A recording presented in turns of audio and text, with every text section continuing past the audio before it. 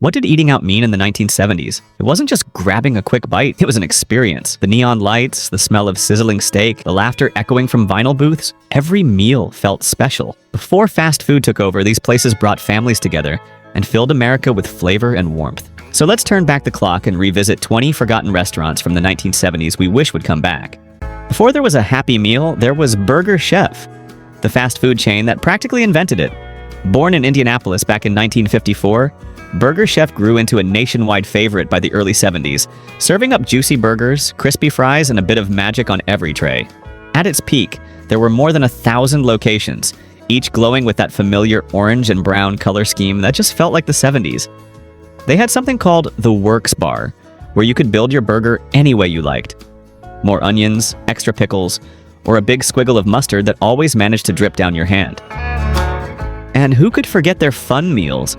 They were giving out toys with burgers long before anyone had ever heard of a Happy Meal. Families loved it. The food was good, the prices were right, and the commercials made it all look like one big adventure. But like so many others, the chain grew too fast, got bought out, and slowly disappeared. Who else remembers those bright orange booths and the smell of fresh fries coming from the kitchen? Their Big Chef burger was the best. I really miss it. Share your memories in the comments below. Now this one takes me straight back. Arthur Treacher's fish and chips was the best fried fish you could get in the 70s. Sorry, England. It started in 1969 and grew like crazy, with more than 800 locations across the country by the end of the decade. On Friday nights, especially during Lent, you couldn't even find a parking spot. Families lined up outside, waiting for that familiar smell of fried cod and hush puppies to drift through the air. Arthur Treacher himself was a real person, the British actor from Mary Poppins and the Merv Griffin Show. His name gave the place a little class, but the food kept it simple and delicious. Those boxes of golden fish, crispy fries, and hush puppies were pure comfort. And that malt vinegar, it hit your nose before you even opened the lid. Like so many chains, it eventually faded away after big companies took over and cut corners. But there's still one left in Ohio, quietly serving up the same fish and chips after all these years. Man, I can still smell that vinegar and hear the fryers popping. Those hush puppies were perfect, crisp outside, soft inside.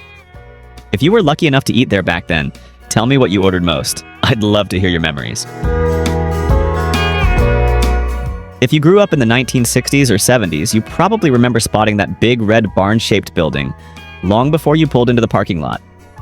Red Barn was more than just a fast food place.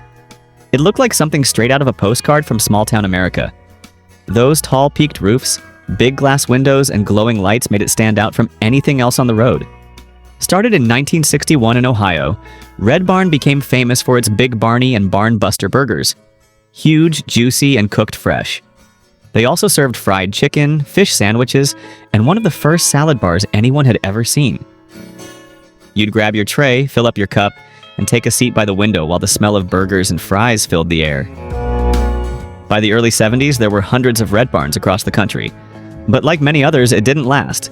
Bigger chains took over, and most of those bright red barns were sold off or turned into something else.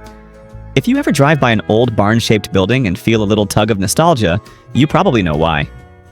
Those were good times. Simple, happy, and full of flavor. Did you have a Red Barn in your hometown? Tell me what you remember most about it. Now here's one that brings back a smile. Lums. If you remember this place, you probably remember that smell too.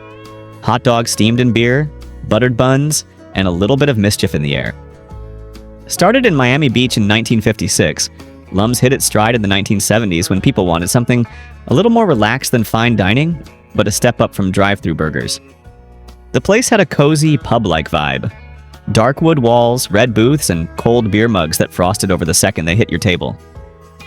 Their famous Ollie burger dripping with special sauce was one of those things you couldn't find anywhere else. You could come in wearing jeans or a suit, sit down with friends, and it always felt right. At its peak, there were hundreds of Lums locations across America, but after a series of buyouts and bad management decisions, the brand slowly faded away. By the early 80s, most were gone, but the memories still stick around like the smell of a good grill. Who else remembers those beer-steamed hot dogs and frosty mugs of draft beer? Bonanza Steakhouse was the kind of place that made dinner feel like an occasion. The second you walked in, the smell of steak on the grill and buttered rolls in the oven wrapped around you like a warm hug.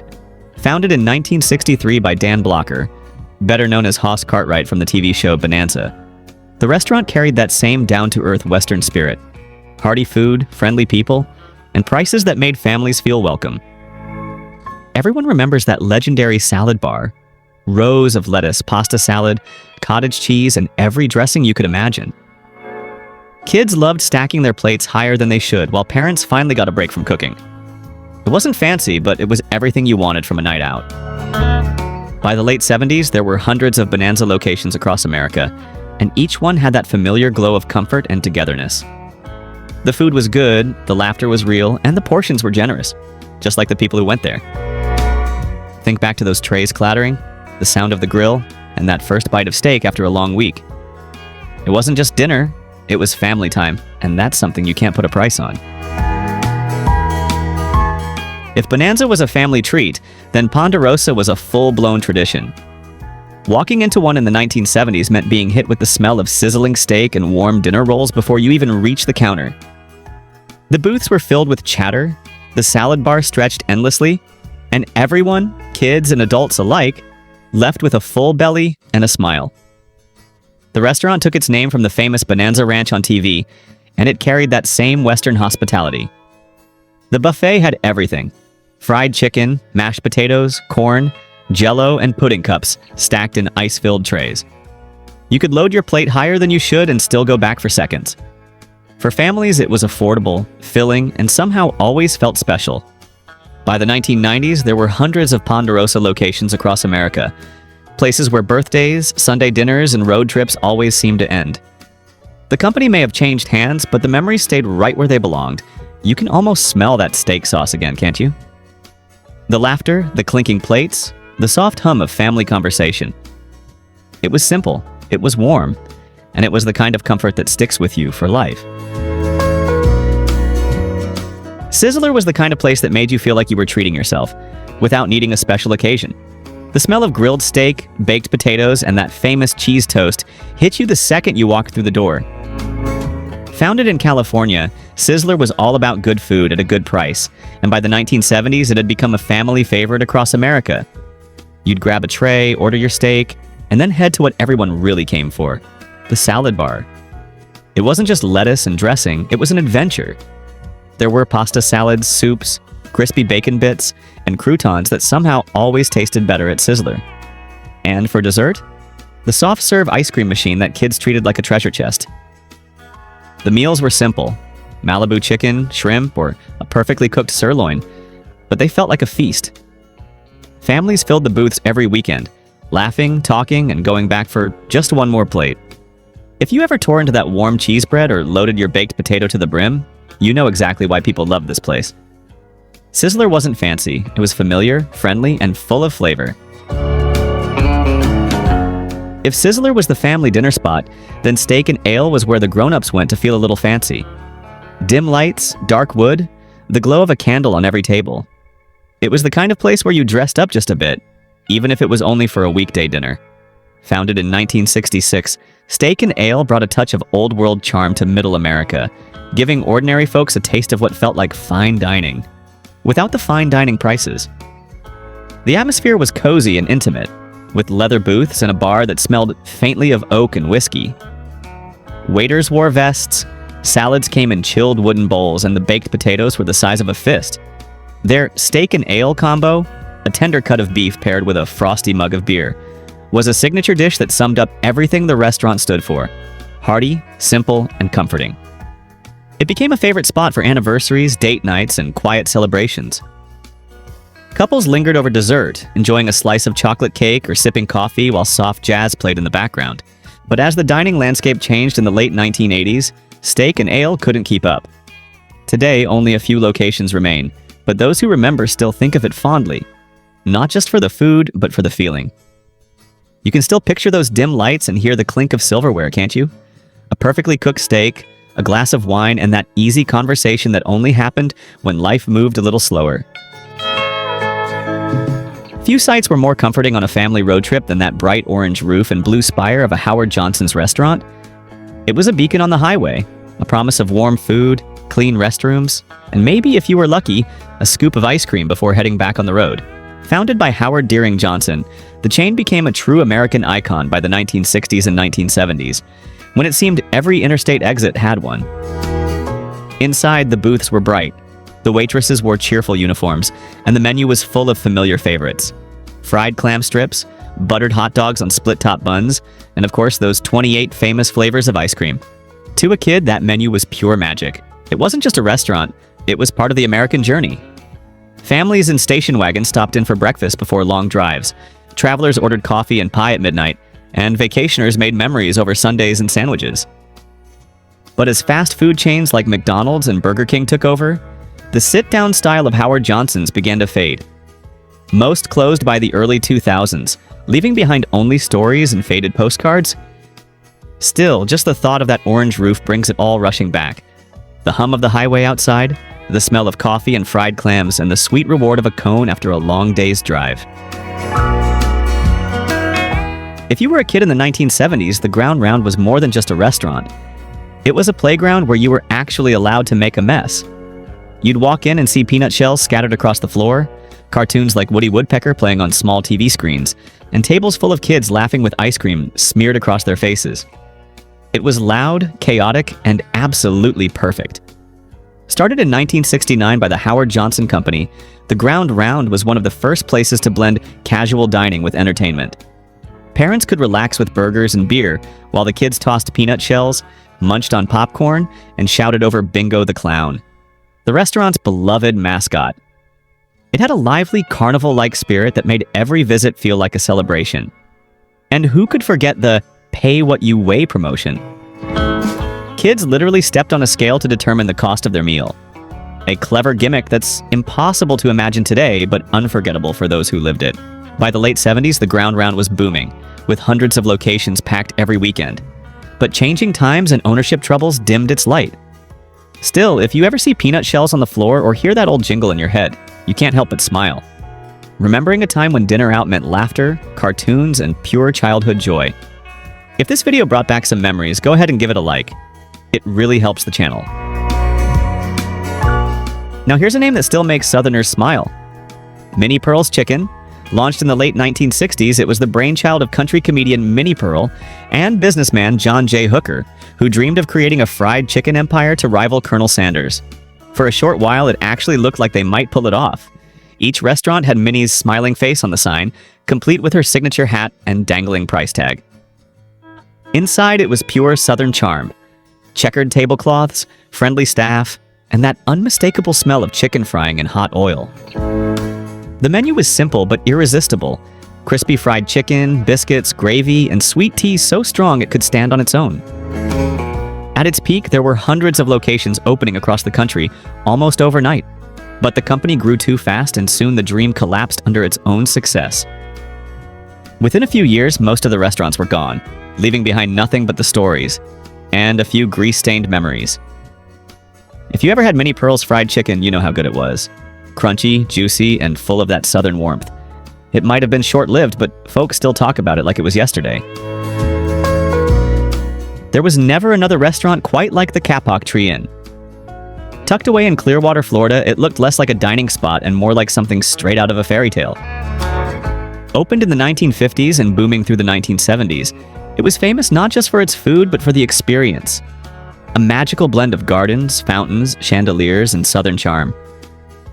You didn't just walk into the Kapok Tree Inn, you arrived. The moment you stepped through the doors, you were surrounded by winding staircases, crystal lights, marble statues, and lush greenery that made you forget you were even in a restaurant.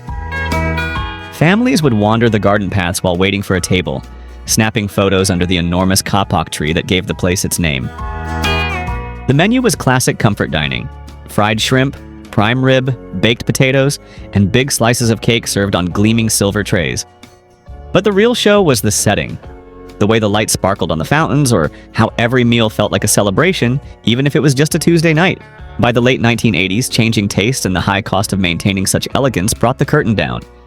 Yet for anyone who ever dined there, the Kapok Tree Inn remains unforgettable. A place where dinner felt like stepping into another world, and every memory still glows in soft golden light. Before pizza delivery and drive-through slices became the norm, there was Shakey's. The place where pizza night felt like a party. You could hear it before you even opened the door. Laughter, clinking glasses, and that lively ragtime piano echoing through the room. Founded in 1954, Shakey's was America's first pizza franchise. And by the 1970s, it was the spot for family gatherings, birthdays, and weekend hangouts.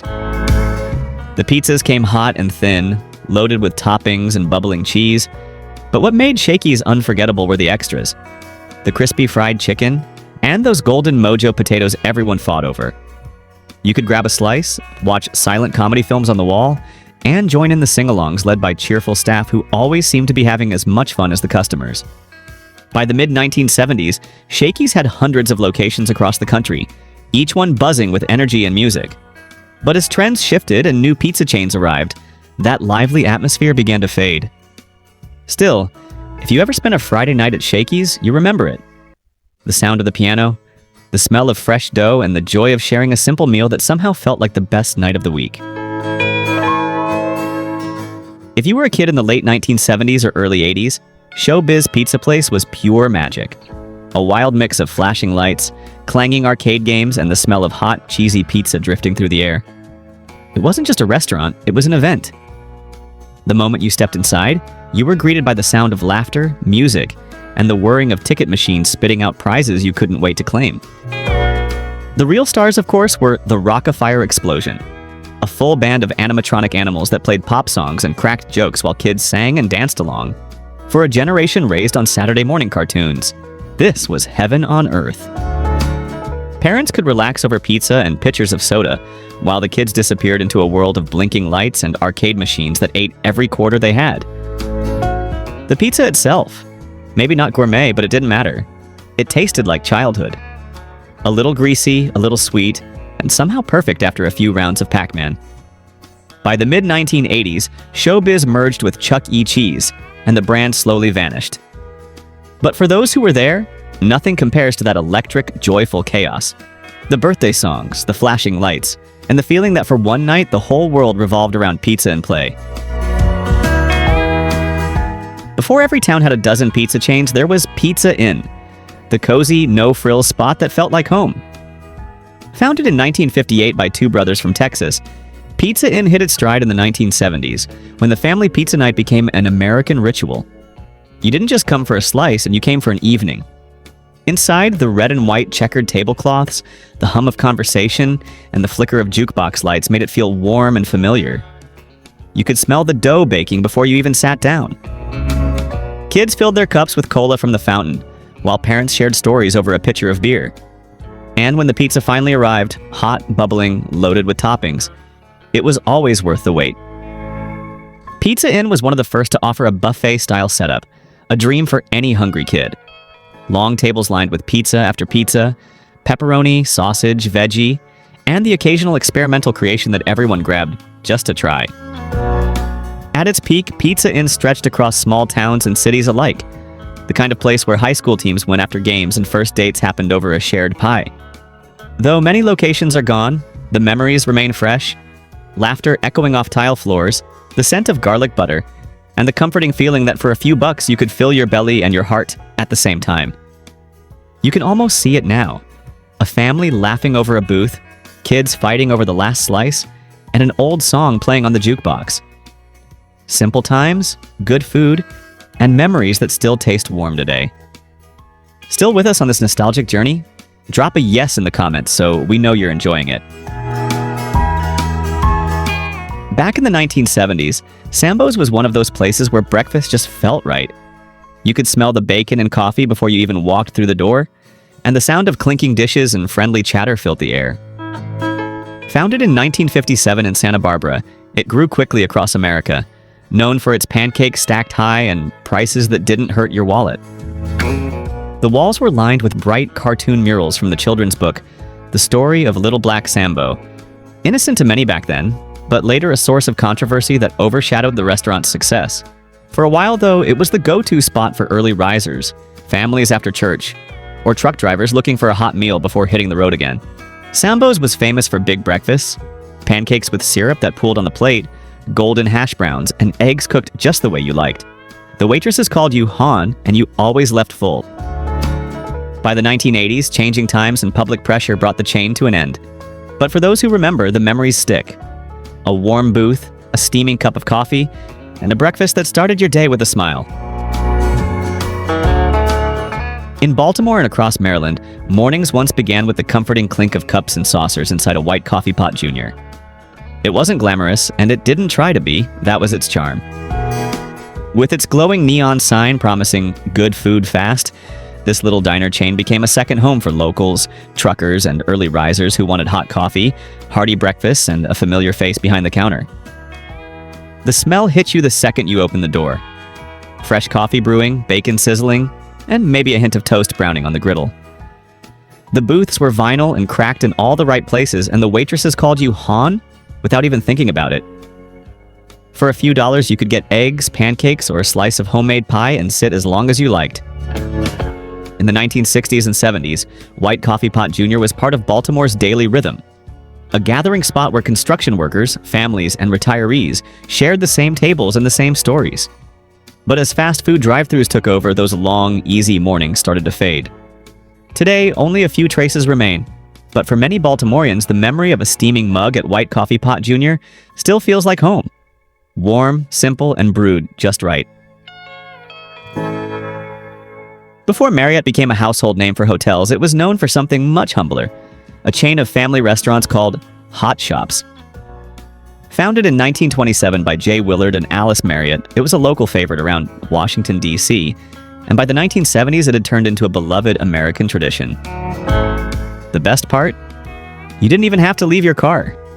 Early on, Hot Shops was famous for its car hop service, trays clipped to rolled-down windows, root beer floats in frosted mugs, and waitresses in neat uniforms balancing burgers, fries, and the restaurant's famous Mighty Mo double-decker burger with its secret sauce.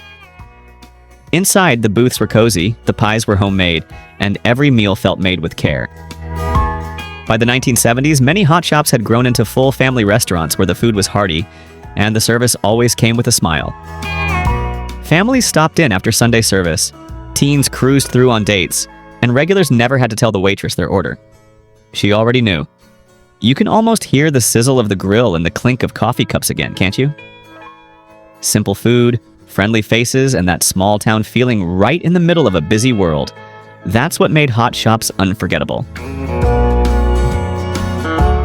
If you ever cruised down a main street in the 1970s, you probably saw him. That smiling, pompadoured boy in red and white checkered overalls, holding up a giant double-deck burger like a trophy. Bob's Big Boy wasn't just a restaurant, it was an American landmark. From California to Michigan, that cheerful mascot was a symbol of good times, full plates, and late-night laughter. Inside, the booths were lined with chrome and vinyl. The milkshakes came in tall, frosted glasses, and the waitresses called everyone "sweetheart." Families stopped by after church, teenagers filled the parking lot on Saturday nights, and car hops delivered burgers and fries straight to your window under the glow of neon lights. The Big Boy Burger, with its special sauce, shredded lettuce, and double patties, became a national favorite long before fast food went corporate. By the mid-1970s, Big Boy restaurants were everywhere, each regional chain carrying its own twist on the name: Bob's, Frisch's, Shoney's. But the heart of it all was the same. And even now, a few Big Boys still stand proudly, serving up nostalgia with every burger. That first bite, the sound of old jukebox tunes, the laughter of friends in the next booth. For so many, Bob's Big Boy will always be a taste of classic Americana, wrapped in red checks and happy memories. Before fast food and drive-thrus ruled America, there was the Woolworth's lunch counter, the beating heart of every main street. It was never fancy, but it didn't have to be. You'd step in from the bustle of downtown, take a seat on one of those shiny red stools, and hear the comforting sounds of clinking dishes, sizzling bacon, and the low murmur of friendly conversation. For decades, and well into the 1970s, Woolworth's lunch counters were where America paused. Office workers grabbed coffee on their break, mothers treated their kids to grilled cheese and chocolate milkshakes, and teenagers shared fries after school. The menus were simple: sandwiches, soups, pie slices, and milkshakes thick enough to stand a spoon upright. But somehow, everything tasted better sitting there under fluorescent lights, watching the world go by through the store windows. These counters weren't just places to eat. They were places to connect. Friendship started there, first dates happened there, and sometimes history was made there too. By the late 1980s, as shopping malls and fast food chains took over, the lunch counters quietly disappeared, taking a piece of small-town America with them. Today, a few of those red stools still sit in museums, polished but empty. Thanks for watching, and I'll see you in the next one.